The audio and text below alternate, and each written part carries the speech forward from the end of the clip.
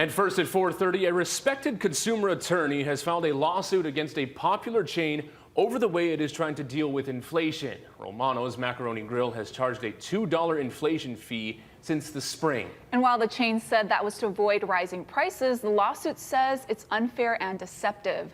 As Daryl Huff reports, there may be lawsuits ahead for other restaurant fees as well. Romano's Macaroni Grill faces many of the same cost pressures as all restaurants, higher labor, energy, and food costs. But when it started charging a $2 inflation fee, some customers were so mad they called lawyers, like Brandy Faria. People do not notice it, and they get away with paying it, and it really is very deceptive and unfair, both because it's unnecessary. There was an explanation on the company website saying because higher costs may be temporary, having a temporary fee was better for the customers. But that may not be enough to avoid being labeled as unfair and deceptive. Business is going to do that. They need to be upfront. They need to be transparent.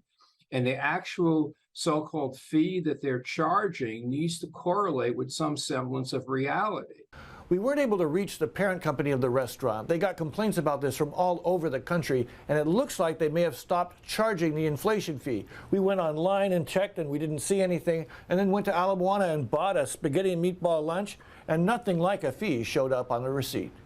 But that inflation and wage pressure is leading more Hawaii restaurants to add fees, some called kitchen or dine-in fees. They can't lose money and stay in business.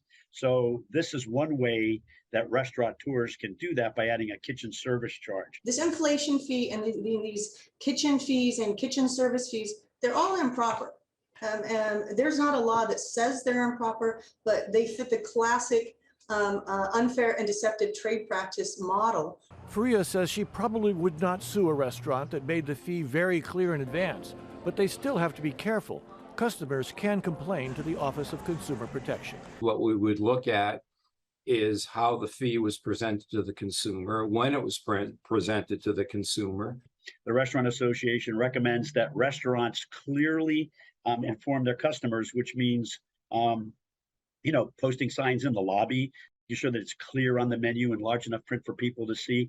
Participating in a class action lawsuit may not get consumers who paid a fee much compensation, other than stopping other restaurants from doing it. Daryl Huff, Hawaii News Now.